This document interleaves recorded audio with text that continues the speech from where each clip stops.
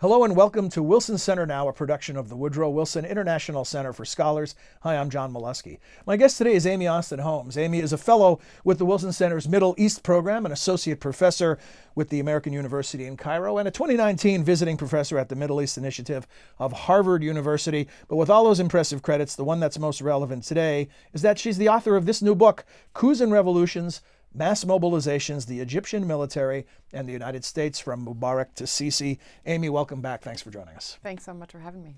Always great to have you. So I want to ask you, where does the story begin, but not the story in the book, the story of how you decided to write the book? Okay.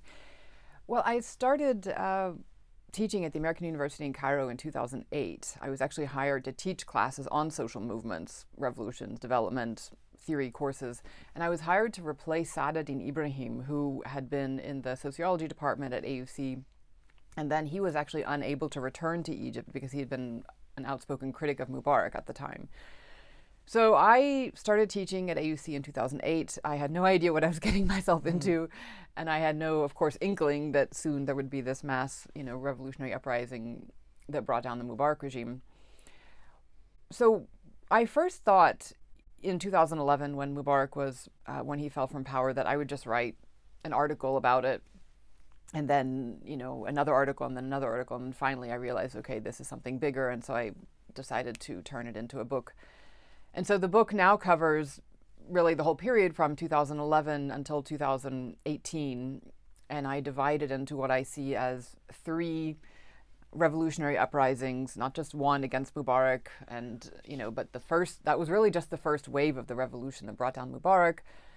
The second wave against the Supreme Council of Armed Forces, the SCAF under Tantawi at the time. President Sisi was a member of the SCAF. He was the most junior ranking member of the SCAF at the time. And then the third wave against Morsi. The Muslim Brotherhood. Right. And then followed then by two waves of what I argue are two distinct waves of counter-revolution. The first under Adli Mansour, and then the second after Sisi was elected president. Let's dig in a little to each of those. At least I know we can't go into the depth the book does, but at least we can look at each of them. The revolution against Mubarak is part of this wave that's sweeping the region, this so-called Arab Spring. That's right. So I would, I try to actually not use the word Arab Spring in the book as much as, you do sometimes use the concept Arab Spring, but it's actually, I think, a misnomer because there were many non-Arabs who participated in those revolutions. And so I think that's, it's a mistake to call the Middle East the Arab world. It's a gross generalization. Yeah, but unfortunately that's still quite common. There are many non-Arab minorities, including Nubians, Kurds, Syriac Christians, etc., all across the region. But you're right. That was the first wave back in early 2011, inspired by the revolution in Tunisia in 2010 that brought down Ben Ali. And, I also sort of put those protests in a historical context by also analyzing the period of the 1950s. So Egypt from between 1952 and 56 went through a period that, some scholars have called a revolution from above because it was largely carried out by military officers under Gamal Abdel Nasser at the time that really brought about quite revolutionary transformations by redistributing land, evicting the British, bringing down the monarchy. And so that period you had, there were, of course, protests at the time, but I argue, that in the 1950s, really, the civilian protests were they were not really driving the course of events at the time. It was really these junior ranking military officers, that then made all of these quite revolutionary changes, which is why it's sometimes called a revolution from above. Whereas the period from 2011 until 2018, I think it was really the civilian protesters that have been driving the course of events, at least until 2013, the coup. And the senior ranking officers in the SCAF were really just reacting, to these events. So the protagonists were really, during this period of revolution, were the civilians who were, the protesters, the revolutionaries. But the senior ranking officers in the SCAF have managed to, resurrect the old regime, essentially, resurrect a military-backed regime that is now currently under Sisi, that is different than Mubarak. But I argue that this, essentially it's a counter-revolutionary outcome, and that therefore I refer to this whole period as a coup from below, in contrast to the revolution from above in the 1950s. So we expand on that a little bit, this idea of the traditional view of the from above versus your concept of below. Well, so we have in the academic literature, there's a number of different concepts to discuss different types of revolution. So political revolution, social revolution, nationalist revolution, but we have fewer concepts actually to describe military coups. There have been some scholars who, looking at the events in Egypt and elsewhere, who've said, well, maybe this is a democratic coup, or maybe it's a revolutionary coup. But I think those concepts are inaccurate because it has not led to democratization and has not led to a revolutionary outcome, but actually the opposite. This coup in 2013 led to the undermining of the democratic process, or what looked like a democratic transition. And I think one of the reasons why U.S. Officials at the time in 2013 were hesitant to cut off military aid and to call it a coup is because it didn't look like the sort of classic definition of a coup. So they were confused? They didn't know what they were saying? Well, I think you had John Kerry, for example, saying that the Egyptian military was restoring democracy. So you had, officials who seemed to believe that this coup would actually sort of put the revolution back on track, or put the democratic transition back on track. And so, I think that if we had maybe a proper concept to describe what was happening at the time, perhaps U.S. officials would have cut off military aid, which is what we should have done according to U.S. law. Right? I mean, so we weren't obeying our own laws, really, by determining. We did not have to determine if it was a coup. That was the formulation that the State Department came up with. Not explicitly in the title, between Mubarak and Sisi is the first democratically elected president of Egypt. Right. Mohamed Morsi. Right. The irony of that strikes me. Right. And I argue that the nature of the coup, so that it was, essentially characterized by these mass protests that happened very much in public, as opposed to, a secret cabal of a few military officers in a back room that plot the somebody's overthrow. Yes. Which is a more sort of classic understanding of how a coup takes place. That this coup from below, because the protests were taking place all across Egyptian society, the opposition to Morsi did reach deep and wide into Egyptian society, that the crackdown then did as well. And so the coup determined the nature of the crackdown and the counter-revolution that followed.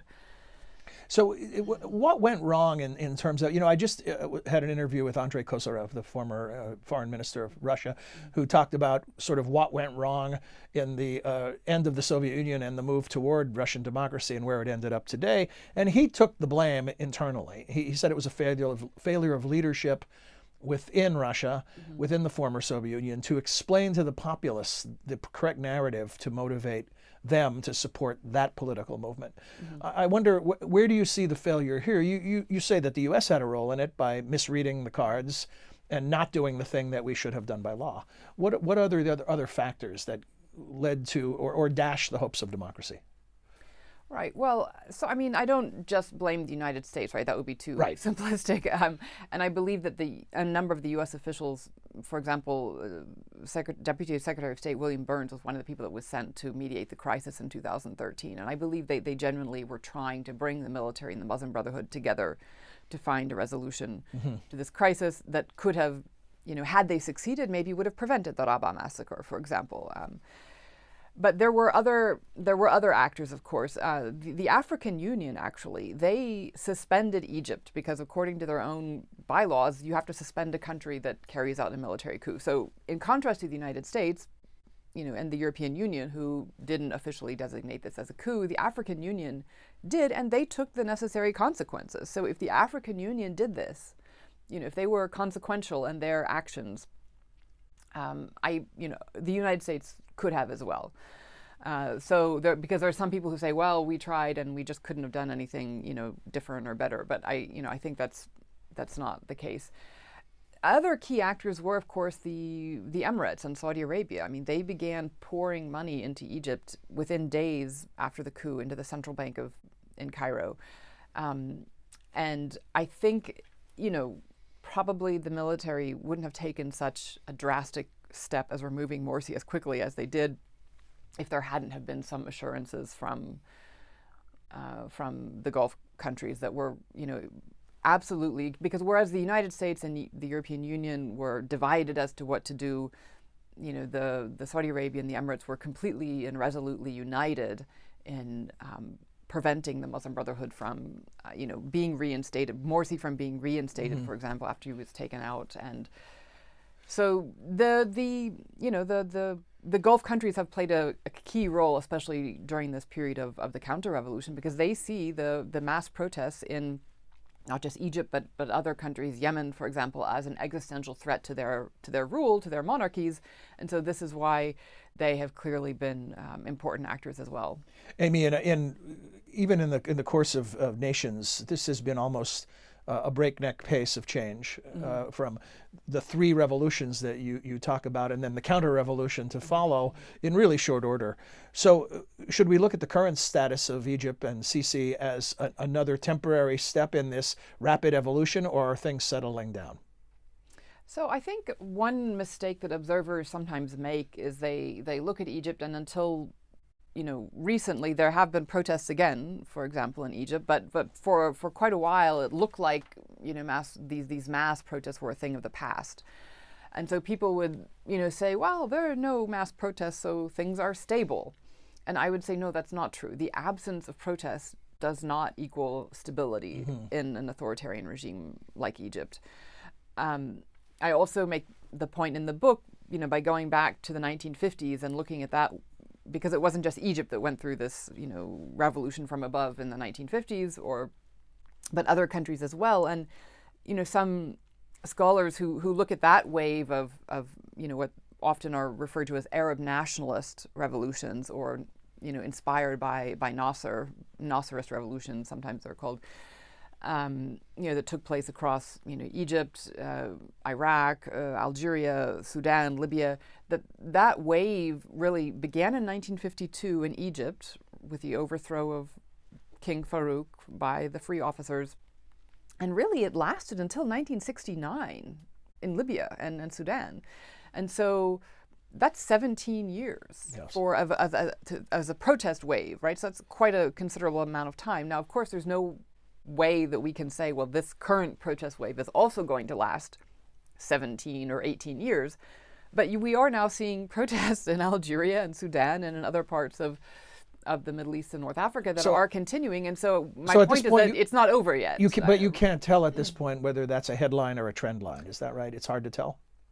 I think it's a trend line in the sense that these are all connected, and it's part of a larger, wave of opposition to authoritarian rule that is not going away.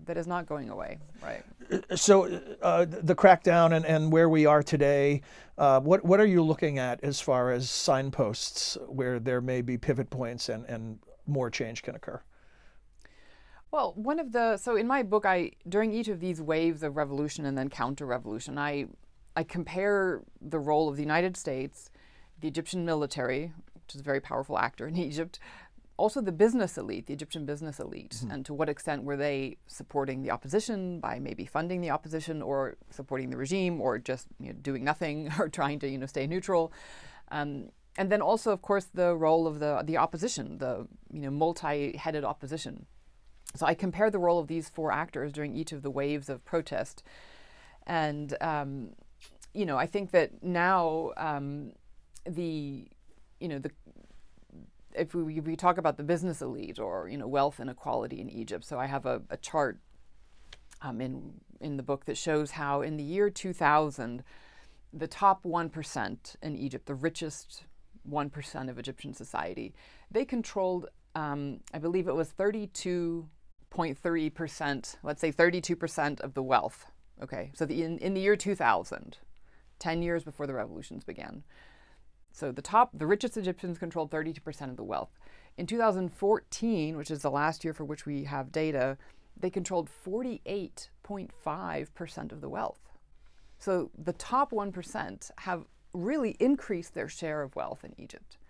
And so this concentration of wealth in the hands of 1% of the population is one of the reasons why we see the protests now that have been happening in the past few weeks in Egypt, because it's about, they've been protesting against corruption and against the building of this new capital that's outside of, they're essentially trying to create a new capital outside of Cairo to make people forget about Cairo, because they think, I guess, if you move the capital somewhere else, the problems will go away, which is ridiculous. But and there are people that are protesting because they can't even afford to get to New Cairo because there's no public transportation that will take them out there. It's fascinating that you describe this momentum, this haves, have-nots, the growing wealth gap, but it's universal. It doesn't matter the form of government or the details on the ground, whether it's a stable society or an unstable society. This has been the momentum globally. Absolutely, yeah. Economic inequality has been one of the drivers, but also corruption. Well, those things might be linked in some cases, right? One leads to the other. Right. I want to ask you about your personal investment in these stories. You're more than a dispassionate observer. Mm-hmm. You have lived in the region. You have made friends. Some of your friends, courageous freedom fighters, have ended up imprisoned or worse.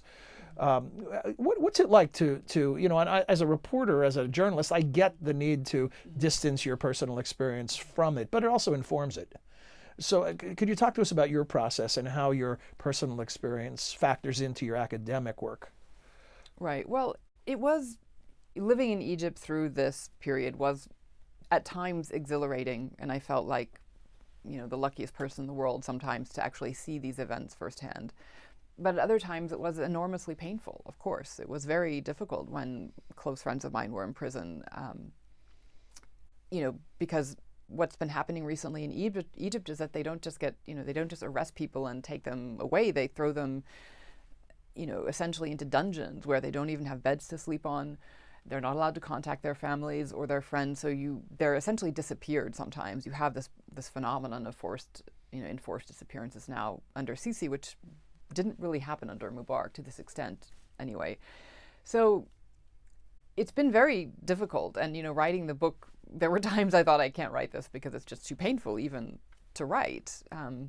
But I felt like it was necessary because, you had many Westerners, or let's say people from outside Egypt, that were pouring into Egypt because they were enthralled by the revolution in 2011. And you had many, observers coming in and, writing about the revolution. And then that really dropped off after 2013, after the coup. I mean, now there are people who've, spent their lives studying Egypt that don't come anymore because they think it's not safe. Mm-hmm. Many universities here in the United States, they don't send students anymore to Egypt, for example, because they also think it's not safe. Your work has been criticized. Yeah, I've been attacked in the state-controlled media in Egypt, and, so I've been also very grateful that I could be here and have the freedom to write this book. You mentioned in the book that the Wilson Center extended you for a year, which gave you some distance from those criticisms. That's absolutely right. I think what I wrote it down, you described it as supporting academic freedom. That's right. Standing up for academic freedom, that's what you said in the book. That's right. I think that, the American University in Cairo, my home institution, has been around for a century. I mean, it was founded in 1919, and so this is actually our 100th anniversary. And I think that the American University in Cairo has the potential to defend academic freedom like really no other university in Egypt can, because our university is not controlled by the government to the same extent that public universities are. And, sadly, even the American University in Cairo has not been able to really defend their faculty or students who have been targeted by the regime. And so this is something that I personally hope will change, and that the American University in Cairo will defend academic freedom, because otherwise we simply, it will become very difficult for people to, I think, understand how dark things have gotten in Egypt and the trajectory of events if students don't come to Egypt anymore, if researchers don't come to Egypt anymore, if those who are there are, restricted and put in prison for speaking out or for criticizing the regime. And Amy, speaking of personal experiences, and I want to do a pivot. We invited you here to talk about the book. We've told our viewers that's what we're going to be talking about. We did that, but now it would be, I think I described it to you as professional malfeasance or malpractice if I didn't ask you about the situation in Syria with Turkey and the Kurds, because you've essentially been embedded with the Kurds. You know this region and these people in a really significant way. What's your quick take on what's transpiring since President Trump's decision to withdraw American troops? I think what's happening now in northern Syria is catastrophic. I don't want to, I don't use that word lightly, but I'm extremely worried. There is a humanitarian disaster that's unfolding in just the past week since the Turkish war began on northern Syria. Over 100,000, by some estimates, more than 200,000 civilians have been displaced in 1 week. And that's a huge number of people that are fleeing from the Turkish airstrikes and the Turkish-backed rebels that are launching the ground invasion. And President Trump's decision to call for a withdrawal, I think, is, of course, a betrayal to our allies in the Syrian Democratic Forces, who are not just Kurds, by the way. Now, the majority of the rank and file fighters are actually Arabs, because as they, liberated Raqqa and Deir ez-Zor from the Islamic State, those are predominantly Arab cities, and so Arabs were incorporated into the SDF. So it's a betrayal of the Kurds, it's a betrayal of the Arabs who are in the SDF, it's also a betrayal of the Christian minority. There are even some, a small Yazidi and Turkmen minority that have also joined the SDF. I mean, so it's a betrayal of all of them. And it's also putting American forces in harm's way, who are still on the ground in Syria.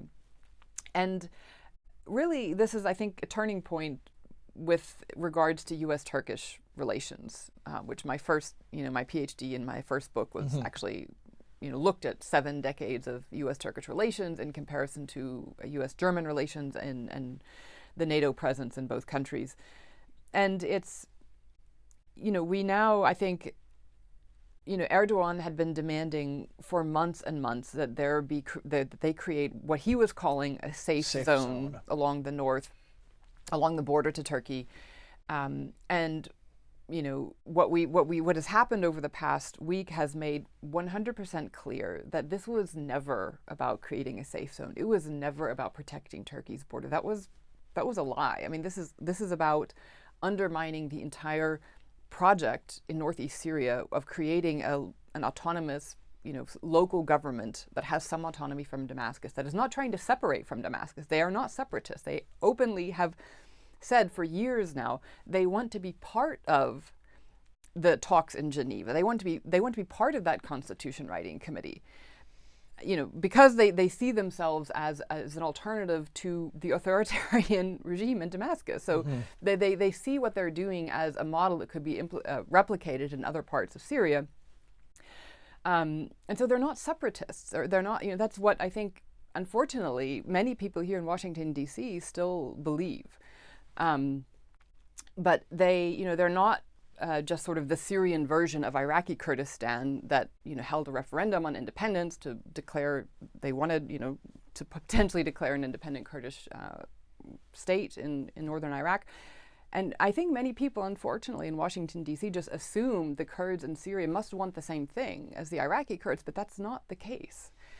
And, Turkish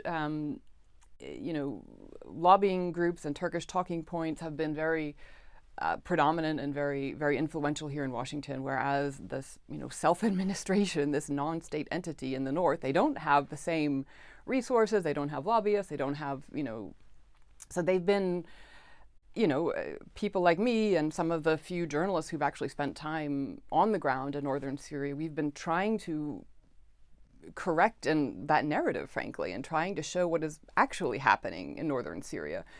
And, so I think that the decision to withdraw troops has obviously endangered the civilian population, which, this massive displacement that's happening.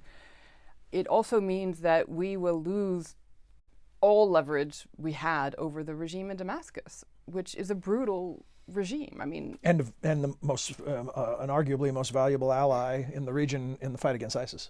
That's right. That's right. Well, thank you for sharing your insights. This is obviously a topic that deserves more attention, and we'll invite you back to do just that, give it more attention. But I didn't want to let you go today without at least asking you about it. Well, thank you. Thank you, Amy. And again, the book is Coups and Revolutions. You've now heard the interview, so it's time to read the book. Thanks for joining us.